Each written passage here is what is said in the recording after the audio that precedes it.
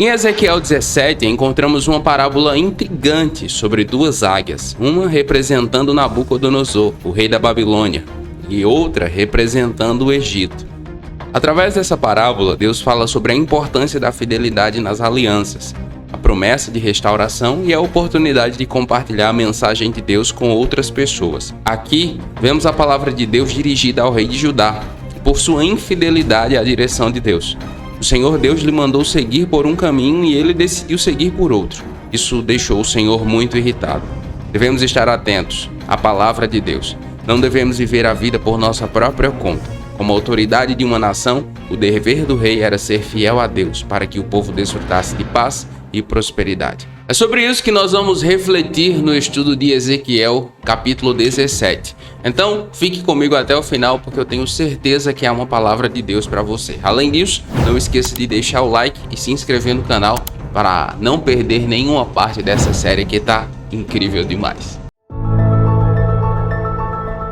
Ezequiel capítulo 17 pode ser dividido em três partes, que vão do versículo 1 até o versículo 24. E nós vamos estudar aqui logo a parte 1 dos versículos de 1 a 10. Lembrando que se você quiser ter acesso a esse mapa mental que eu estou usando nesse estudo, basta você acessar o jesuseabiblia.com, Ezequiel 17, você vai ter acesso a esse mesmo mapa mental. Além disso, se você quiser, você pode acessar direto o estudo direto pelo link que está aqui na descrição do vídeo, tá bom? Vamos lá? Ezequiel 17, versículos de 1 a 10, fala sobre a alegoria das águias. E veja o que está escrito aqui no versículo 3. Dize agora a casa rebelde: não sabeis o que significam estas coisas? Eis que o rei da Babilônia veio a Jerusalém e tomou o rei dela e os seus príncipes e os levou consigo para a Babilônia. A alegoria das águias vai do versículo 1 ao versículo 10, mas eu vou ler aqui só o versículo 3 para que não fique muito grande. Além disso, eu quero refletir com você aqui sobre algumas coisas que nós podemos aprender sobre essa parte. Nessa primeira parte, o Senhor Deus ordena a Ezequiel que apresente uma alegoria à casa de Israel. Ele descreve a primeira águia com asas poderosas que vai a um cedro em Líbano. Corta o topo do cedro e replanta o galho em uma cidade comercial. A águia representa Nabucodonosor e o cedro, Jerusalém. Nabucodonosor ataca Jerusalém, leva o rei Jeconias e os nobres cativos para a Babilônia, e o galho replantado representa o rei cativo. Em segundo lugar, a alegoria das águias é uma mensagem profética. Descreve a queda de Jerusalém e o exílio de Judá para a Babilônia sob Nabucodonosor. Deus usou Nabucodonosor para punir a nação de Judá por causa de sua rebelião e infidelidade. O que é que eu aprendo com relação a essa passagem, a essa alegoria? A alegoria das águias ensina que Deus pode usar pessoas ímpias e nações para realizar seus propósitos, mesmo que eles não percebam que estão sendo usados por Ele. E isso daqui, essa lição é muito importante, especialmente para os nossos dias, para a igreja dos nossos dias, que tem retomado o pensamento de que Deus ele só vai restaurar a nação ou a igreja, enfim, por meio de um líder cristão. E isso não é verdade. Tá? Não é verdade. Nós primeiro precisamos lembrar que o nosso Salvador único e suficiente é Jesus, e não um governo humano. De uma forma ou de outra, Deus ele é poderoso para usar até mesmo os ímpios. Se nós olharmos para a história de Israel, e se nós olharmos especificamente para esse ponto, nós vamos ver que Nabucodonosor é um instrumento de Deus. O Senhor Deus o chama de meu servo. Não significa que Nabucodonosor amava a Deus, o temia ou respeitava. Não, é porque Deus estava usando a vida dele para aplicar esse juízo à vida, à existência de Jerusalém, de Judá. Então, Deus ele usa quem ele quer, porque afinal o coração do rei está nas mãos dele e ele inclina para onde ele quiser. Ele usa a China, ele usa a Coreia do Norte, ele usa a Rússia, ele usa os Estados Unidos, ele usa quem ele quiser, porque os governos dessas nações também estão sobre a sua soberania. Então, é importante que você tenha essa mentalidade de que, não, o país só vai para frente, a igreja só vai prosperar se nós tivermos um governo cristão. Não, isso não é verdade, tá? Deus, ele usa quem ele quiser, no contexto que ele quiser.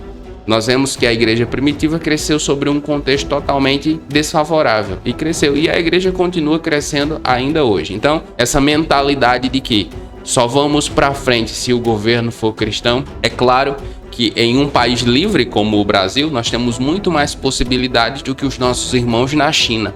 Mas a igreja também prospera lá, porque o Senhor da igreja é Jesus, e ele não está preso por barreiras humanas territoriais. O texto continua, e na segunda parte nós vemos a videira e a segunda águia. Isso está dos versículos 11 ao versículo 21. E veja o que diz o versículo 15. Mas este se rebelou contra ele, Nabucodonosor, enviando os seus embaixadores ao Egito, para que lhe dessem cavalos e um grande exército. Será ele bem-sucedido? Poderá alguém fazer tais coisas? Escapar? Ele quebrou o juramento e ainda assim escaparia? Então são todas perguntas muito importantes. Algumas coisas que nós precisamos saber aqui com relação a esse trecho dos versículos de 11 a 21. São o seguinte: na segunda parte dessa mensagem, dessa parábola, Ezequiel descreve a segunda águia que vem e tenta seduzir a videira que cresceu a partir da semente que Nabucodonosor plantou em Judá. Essa águia representa o Egito, olha o Egito aqui de novo, que tenta persuadir o rei Zedequias a rebelar-se contra Nabucodonosor. É interessante porque Isaías profetiza sobre isso, de que Jerusalém, Judá, não deveria fazer aliança com o Egito, nem com a Etiópia, nem com a Assíria, devia se voltar para o Senhor, seguir os mandamentos do Senhor. E aqui mais uma vez, Ezequiel ele profetiza com relação a isso. E a tentação do Egito era: vamos nos aliar, façam uma aliança comigo que nós juntos podemos vencer Nabucodonosor. Mas isso não era possível porque o Senhor havia determinado que Nabucodonosor triunfaria sobre Judá, que tenta persuadir o rei Zedequias a rebelar-se contra Nabucodonosor, violando seu juramento de fidelidade. Isso leva à destruição de Jerusalém e ao exílio final de Judá para a Babilônia. Em segundo lugar, a videira representa o povo de Judá, que foi enfraquecido pelo exílio e precisava se submeter a Nabucodonosor para sobreviver. O Egito foi uma influência negativa que tentou convencer Zedequias a se rebelar contra Nabucodonosor, resultando em sua destruição. Qual a lição? A grande lição que eu tiro desse trecho: a desobediência aos mandamentos de Deus sempre leva a consequências dolorosas e destrutivas. Perceba que a amizade com o Egito fez com que Judá e Jerusalém sofressem mais do que deveriam. E nós já aprendemos até aqui, eu espero que você já tenha percebido, que o povo de Judá tem um coração muito endurecido, muito duro. É muito difícil de seguir ao mandamento do Senhor, e há muitas pessoas assim, muitas pessoas vivendo assim, muitas pessoas de coração endurecido, de cerviz dura, que não aprende com os erros, não aprende com as consequências dos seus erros, não aprende. Há pessoas que envelhecem na idade, mas que não amadurecem, pessoas que não aprendem com os seus erros. É isso que nós vemos em Judá e em Jerusalém. O texto continua, e aqui na terceira parte nós vemos a promessa de restauração que vai do versículo 22 ao versículo 24, e veja o que diz o texto sagrado. Assim diz o Senhor Deus: também tomarei eu um ramo da copa mais alta das suas árvores e o plantarei. No cimo do seu ramo brotará um ramo novo e dará fruto, e se fará um cedro frondoso. Debaixo dele habitarão as aves de toda a sorte. À sombra dos seus ramos habitarão todas as aves do céu. O que é que eu aprendo aqui? A última parte da alegoria das águias fala sobre a promessa de Deus de restaurar a linhagem de Davi e o reino de Israel. Deus promete que ele mesmo irá plantar um broto de cedro, representando a linhagem de Davi, nas alturas de Israel, e que ele crescerá e florescerá. Deus trará de volta o reino de Israel, e todos os povos da terra verão a sua glória revelada.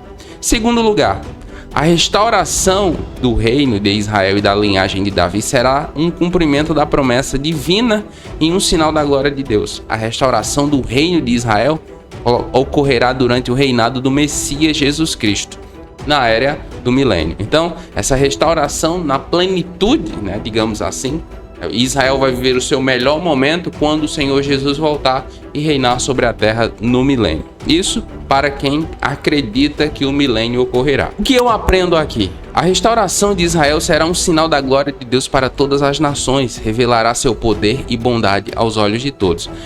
Isso é fato. Quando Israel for restaurado, quando Israel voltar a viver aquilo para que Deus lhe designou, então isso será um sinal para todas as nações. Mas hoje mesmo, quando nós observamos Israel, um estado minúsculo, muito menor que um país minúsculo, na verdade, muito menor que muitos estados do Brasil, nós vemos uma localização geográfica um deserto, cercada de inimigos, e mesmo assim ainda resiste. Nós vemos que isso não seria possível se a boa mão do Senhor não estivesse sobre Israel, guardando ela como um escudo, como ele disse que faria. Então, mesmo que a restauração não tenha acontecido ainda, né? A restauração na sua plenitude não tenha acontecido ainda, mas se nós observarmos com carinho, nós vamos ver que Deus é com Israel no sentido de guardar a nação, de guardar aquele espaço geográfico para que por meio dele o Senhor cumpra sua promessa na volta de Jesus Cristo. Eu aguardo que esse dia venha, ele venha logo, para que nós possamos ver a glória do Senhor ser revelada sobre toda a Israel e sobre toda a terra. Muitos cristãos estão vivendo como Judá e Jerusalém, ouvindo conselhos de qualquer pessoa que chega por perto tira ele do foco, ou ela do foco da palavra do Senhor Deus. Para evitar isso, nós precisamos guardar a palavra do Senhor no nosso coração. Muitos cristãos têm dificuldade para ler, entender e praticar a Bíblia no seu dia a dia. Mas, através do meu curso Sabedoria Bíblica para o Dia a Dia, você vai conseguir superar isso. Com o método de estudo da Bíblia que eu ensino nele, você vai ser capaz de ler, entender e praticar a Bíblia no seu dia a dia. Para mais informações sobre ele, basta você acessar o link que está na descrição aqui do vídeo. Nos comentários você pode fazer o seu pedido de oração e nós vamos orar com você e por você. E se você ficou comigo até aqui, escreva aí nos comentários, firmados na palavra. Eu vou saber que você ficou comigo até o final. Eu oro para que Deus abençoe a sua vida e até a próxima.